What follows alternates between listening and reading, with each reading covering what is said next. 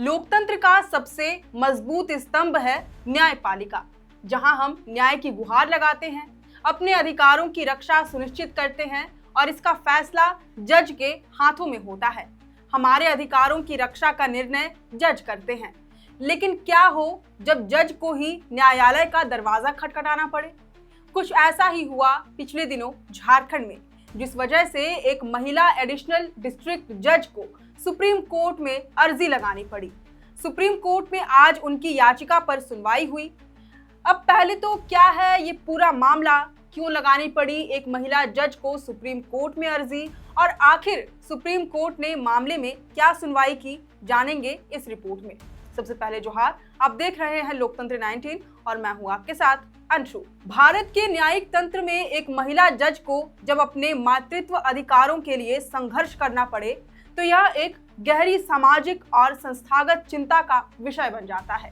झारखंड की एक महिला एडिशनल डिस्ट्रिक्ट जज यानी कि एडीजे द्वारा चाइल्ड केयर लीव के अस्वीकृति के खिलाफ सुप्रीम कोर्ट में याचिका दायर करना इसी चिंता का एक जीवंत उदाहरण है।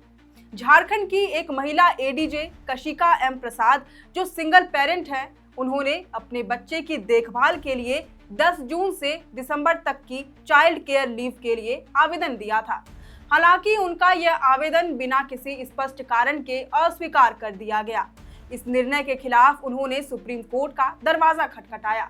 सुप्रीम कोर्ट की पीठ, जिसमें मुख्य न्यायाधीश BR गवई और न्यायमूर्ति ऑगस्टिन जॉर्ज मसीह शामिल हैं, उन्होंने इस मामले की सुनवाई के लिए 29 मई यानी आज की तारीख निर्धारित की थी। याचिकाकर्ता एडीजे कशिका के अधिवक्ता ने अदालत को बताया कि वह एक सिंगल पेरेंट है और उनका सेवा रिकॉर्ड उत्कृष्ट रहा है। उनका वार्षिक गोपनीय रिकॉर्ड भी देखा जा सकता है।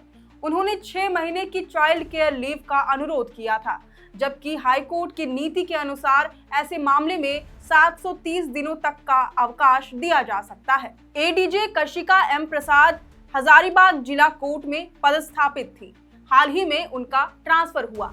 ऐसे में बच्चे की देखभाल में उन्हें दिक्कत आ रही थी। इसी वजह से उन्होंने चाइल्ड केयर लीव मांगी थी। उनके अधिवक्ता के अनुसार उन्होंने 10 जून से दिसंबर तक के अवकाश के लिए आवेदन दिया था, जिसे नामंजूर कर दिया गया। इसके बाद उन्होंने सुप्रीम कोर्ट में याचिका दाखिल कर इसे शीघ्र सुनवाई के लिए मेंशन किया था।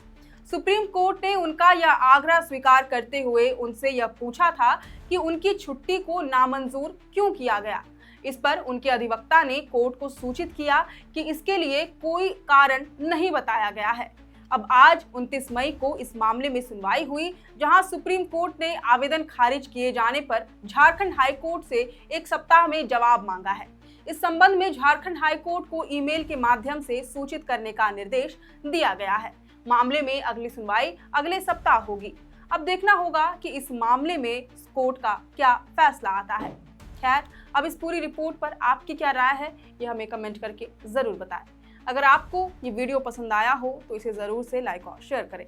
हमारे चैनल लोकतंत्र 19 को फेसबुक पर फॉलो और यूट्यूब पर सब्सक्राइब करना ना भूलें। फिलहाल लेते हैं अलविदा। जोहार।